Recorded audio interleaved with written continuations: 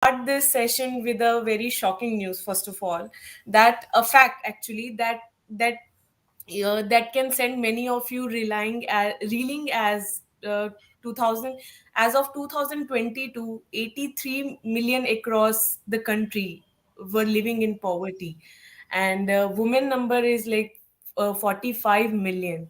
So it's a huge number. And today we have Mr. Vivek Atre with us, speaking on this issue. He is an ex-IAS officer, he is TEDx speaker, and an ex-director and a best-selling author.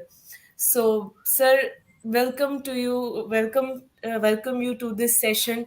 Thank you for being here with us, sir. Most welcome. It's a very important topic and yours a very good platform. I'm happy to be here. Great, sir. So, sir, what are your views on this poverty thing that we see in India, and how it impact women, and also the improvement that something like I want to start with, like on a serious note, yeah. Yeah, it's a very serious topic. We used to know about the poverty line earlier. And the poverty line was basically very basic. If you had one particular bed or chair or enough rice to eat, you were above the poverty line in earlier times. Now, the poverty and other things, their definition has changed. Even the minimum wages, which have been laid out by the government for a daily wager, they are reasonable. They are not very high, but they are reasonable. They are not very low, also. They are okay. So, one can live on the minimum wages, although you are only living in a basic way. But there are many people who are living below that and they are in poverty. And that poverty is basically something which you struggle with. If you are in poverty, then you cannot think of higher things like education, like creative ideas. You cannot think of getting a good job, a career, a startup. You are basically going to only struggle to meet your ends and get your next meal. So, poverty is something which is very, very destructive and debilitating. It's very harmful for society, and women especially suffer because men often has been seen that even if they are earning a little bit, they often spend that money on undesirable things. So it is often seen that the poorest of the poor will spend that money on alcohol, on liquor, and that liquor will also harm the relationship at home. So women often suffer because of these things. Money is anyway so little with them, and then if the man is drinking and coming home, or whatever reason he has, he's depressed or he whatever, that's his outlet. But it's something which is a vicious cycle. So I think poverty in women especially needs to be tackled, and of course as we go forward we will talk about how it can be tackled. Sir, so as we have less time for this webinar, I want to direct start with the solution. What government is doing for such women who are under the poverty line, and what actions will the government take for the improvement of this section of the society? Yeah, so in my experience with the civil services, before I resigned, I had been involved as director, school education, as deputy commissioner, as director of some other departments. So I would say that three ways government can help. One is basic subsidies, which are basically the poorest of the poor will get free rice or free ration or very low price ration from ration shops, etc. And they will get, let's say, free education. So the second is education. Education is something which is more permanent than giving free food or free rice. Because through education, you enable the women to have a livelihood and a future which is reasonably solid. Not only women, also young boys and girls, both. So the third is to encourage them to start a kind of cottage industry. So it is basic subsidies, education, and then cottage industry, which means that a woman is able to make her achar or some craft or some baskets or some small items in a sewing machine, like handkerchiefs or little clothes for children, and they are marketed through the government intervention or through NGOs or through other agencies, through PSUs, so that these women can become self-sufficient. And that self-sufficiency is what really matters, because subsidies are only short term, they cannot benefit them. and education is long term, and entrepreneurship is even more long term because it is basically a livelihood for life. And if the woman is self sufficient with a small business or a small job or whatever, small shop, and she has been given some support for that, then obviously she will be secure for life. Yes. So, entrepreneurship, I want you to elaborate a little bit more on this. Like, I really want women to, enter in entrepreneurship. So, could you give us some ideas, like how we can start that journey? Yeah, I was also director of industries, and small units are being encouraged by the government. But let's not talk only of the government. Let's talk of how women can start up and have entrepreneurship ideas on their own. So, if the family is even a little bit supportive, even a little amount of money can be set aside by the husband or the parents or whoever, then a woman can start three, four types of things. One is, these are very small ideas. Some ladies have started small beauty parlors, let us say in the village or in the other area. Now, all women today want to look better, or even men, they want to go. So they will go to that small beauty parlor. It doesn't require too much of investment, it may require a little bit. There are vocational training courses for girls from tribal areas, from poorer areas, on in beauty treatment also. That is one. The other could be, like I said, achars, jams, chutneys. There is an experiment in Himachal. There is a cooperative or a company called Bhuira, which is very famous. And that Himachal Pradesh Bhuira jams are excellent.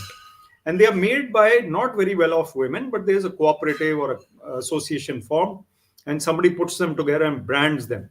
So they make these jams and chutneys probably at home or with basic ingredients. Again, all Indian women know how to make these achar chutneys and all, and they can easily be marketed and sold and branded. Third could be some sewing items, as I said, some little cloth or some bed cover or some pillow cover or some handkerchiefs or embroidery or something, whatever is possible. These are little small businesses.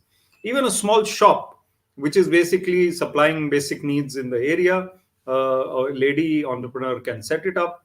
It could also be some skill training. So this lady is a good cook and she starts teaching others how to cook this particular thing or that particular thing. It may be a little more middle class, but even in other areas, it can be done. It could also be some skill related to singing, art. It could be related to sports. It could be related to reading and writing, which is basic, and she is a little more educated than the surroundings. So she's able to earn her livelihood through tuition or through education services. So I think these are some of the very basic ideas, but they need to be encouraged. And then ladies in villages or even slums or small towns or big towns, if they are given these encouragement that they can do it, because often the society is also oppressing them. They are saying you are not supposed to do this. You be at home and you make chapatis in the kitchen. So that is not the right thing to do. We have to allow the ladies to educate themselves, to start their own ventures, whether they are very small, whether the lady starts with only 500 rupees today. 500 is a minimal amount. Even if she starts with that, she is able to buy some raw material and put together some chutneys, etc. And she sells them, let's say, for 5,000 rupees. So then it becomes a profitable venture. If it goes up, then it becomes better. So I think these small little ideas at the basic level, and if you are IT enabled or you are educated, a girl is educated, she gets some subsidy, she starts a website, she has an e-commerce platform. There are some very young girls who are not from well-off areas. I was at a pitching event or a startup event. I heard them. They have great communication skills in Hindi. They were able to speak well. They were able to present their ideas. Then they get some funding from somewhere, and that website becomes popular. There are influencers who are Instagram celebrities. They are from poor families, but they are doing well, and they become popular brand icons. So there are many ideas today, and they must be encouraged. Sir, being an IAS officer, like ex-IAS officer, you must having experience working with lawyers. Like, are they also working on this issue? Like, if they are doing so, how they are doing? Or what else? Your advice, what we can do being a lawyers and Yeah, lawyer's role is very important in society. You see, women, especially if we talk of the women, they can empower the women by giving them awareness about their rights. So, a lawyer who visits a particular area, let's say a lady lawyer is there, she goes to a village, she spends some time. There is something known as Anganwadi. Anganwadi worker is there, the healthcare worker is there. The lawyer goes and tells the women that these are your rights. You have a right to property, you have a right to livelihood, you have a right to respect, dignity. So all these things can be informed to the ladies by the legal people, and they can tell them the basics of their rights. That's good enough for them. And in case a lady needs help legally, that legal aid, and if a lawyer is able to take up that case free of cost, or if she's poor, or a little bit of nominal fee, then that is something which is, again, you can help in that way. And then obviously education.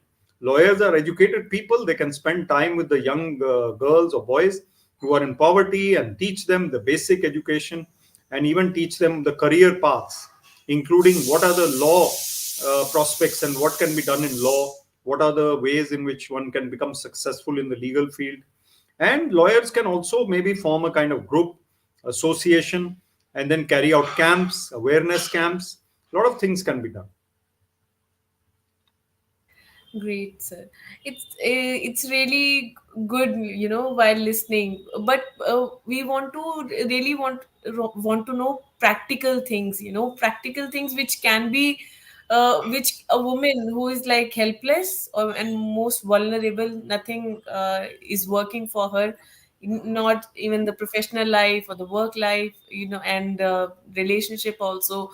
So we see such women in India. What solution you want to share with them according to your experience? You see, the first thing is awareness. Awareness that the woman is a citizen of India, has a legal right, has many rights, and right to respect and dignity.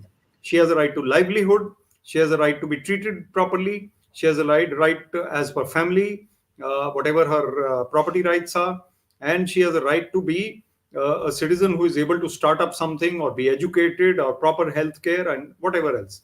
So she should not be unaware of her rights. Number two is that families need to be educated. Like, for example, there are still some states where the sex ratio is negative. So they feel that girls are not good and boys are required. And then the PNDT tests, which are not allowed, they are still being carried out in surreptitious ways in some areas. So that is something which needs to be checked and stopped.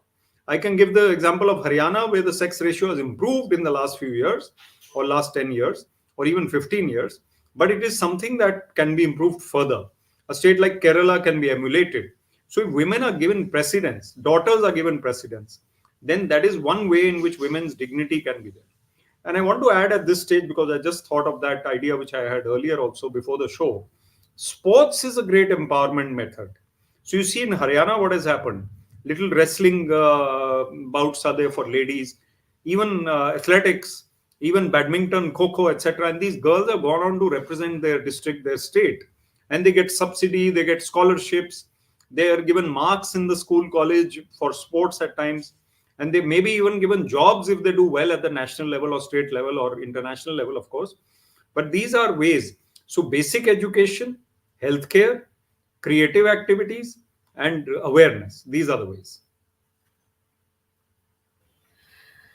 And sir, now I'm like thinking, what else you would like to share with us, all of us? Like I want to know your experience. Like, are you working on any such programs for women, which we can inform Abhi on this platform? कि ये हो रहा है, Yes, yes, yes. So that's a very good question you have. We have a think tank called Suvichar, and Suvichar is basically good thought. So think tank about women's issues, drug issues, education, healthcare, road safety, etc.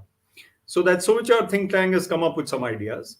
And now one of the ways in which we can help women, which I can share with you, which we have also been mulling over, thinking over, is basically that women need to form maybe groups, self-help groups, and little groups which are cooperative in nature, where business can multiply. So one lady is making 5 bottles of achar or jam, the other one is making 5, then it becomes 10. And if 100 bottles are ready, then they are branded together, then it becomes a small cooperative. So per week, let's say they are selling 100 bottles, then the scale comes in, and then the revenue multiplies.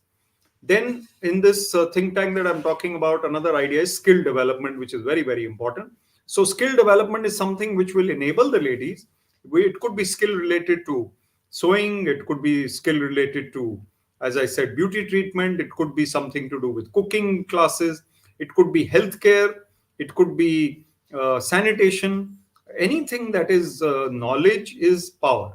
So this knowledge, if it comes to the ladies, and it can, you've seen a very small example like the radio program of All India Radio. Often when I was going back to office after a break, I would hear this, even though it was for Sakhiya, that Sakhi Saheli kind of thing.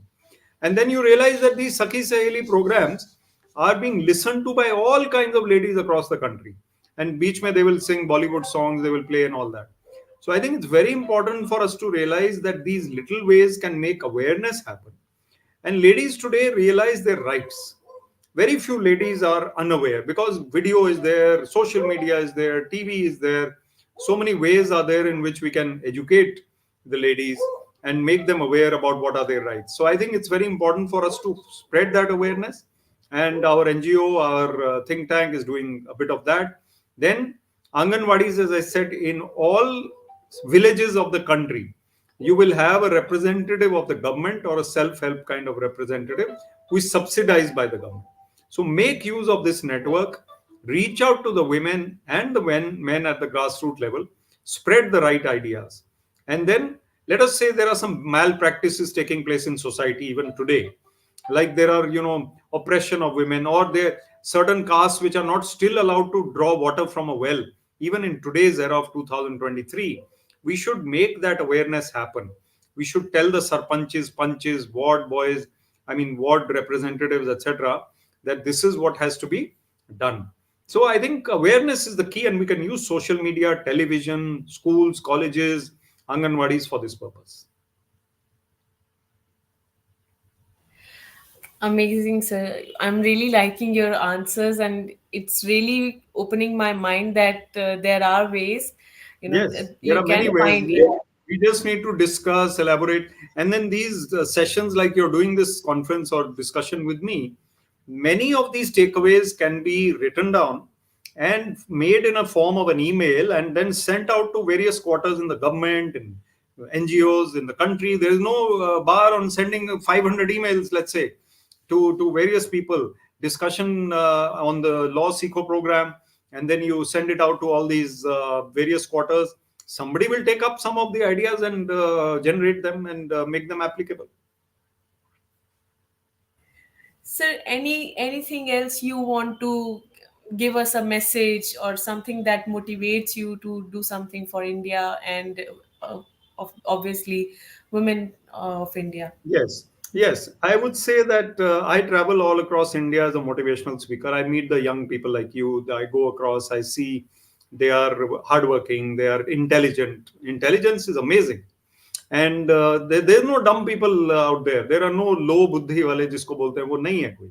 They're all very intelligent people. But some of them, they lack confidence. Some of them lack awareness. Some of them lack guidance. So these are the things that we need to give. So as I go across India, I tell institutions, parents, teachers that you must give the encouragement by being role models. So if you are Hina Joshi, a young lady, you become a role model to 100 young girls. They will look up to you and they'll want to be like you. You are on podcast with other people. They want to be like you. Then they become role model. Though 100 people become role model, then they impact 10,000 people. And then 10,000 impact lakhs of people. So that's how it works. So we need to create this chain of motivators and influencers in the right direction. It's very easy to make an influential statement about negativity. India lost the World Cup final to Australia. Very easy to say, it was like that and this, that, and whatever happened, and why did it happen, and why did they lose. But they won 10 out of 11 matches. And you look at the women's team, we are talking about women empowerment. Women's cricket team has come a long way. It's one of the best teams in the world today. Australia, England are traditionally women's powerhouses. Look at women's football. Look at women's athletics, look at badminton, look at hockey. So all these sports are very important. And then look at women pilots, women achievers, corporate CEOs. You fly anywhere today. I often travel by air to places to speak. Many of the corporate executives, ladies, are on the phone. They are flying. They are confident. They are traveling. And I think it's an amazing change in society. But a lot needs to be done. So I think in closing, I will just say that it is very important for men to respect women, but women also to respect women. It's very important that women respect other women, and they are able to give that respect to them, so that they are able to not only survive but flourish. So encouraging others, and especially those who are not as well off as you or lucky as you, is very important. Amazing, sir. Thank you so much for your time and these motivational words. Really, it has impacted my mind, and definitely it will going to impact millions of mind again, because always your videos are 8 million, 9 million views. So thank you. Yeah. No, no, most Thank welcome. I'm happy that you invited me, and that's why when the topic was told to me, I was very happy that this is the topic you are taking up. And my aim is to reach out to as many people with this aim of positive thinking. So, lastly, I'll just say, all the youngsters who are watching, whether boys or girls, you have to be balanced. Don't overthink. Be confident. Be courageous. Be compassionate. These are the C's that I talk about, and be creative. So creativity is something that thinking differently, confidently, and then you will become the best in India or best in your state or best in your district. And just don't be scared of life. Life is good, but there will be problems and they will come and go. So that is the motivational part that was very important. So thank you very much. thank you so much, sir. I'm really feeling motivated. I'm like up to live life, seriously. Thank you. Thank you. Bye bye. Jai Thank you Hind. so much. Thank you, everyone. Do join us every Tuesday to LawSikho's webinar. Thank you.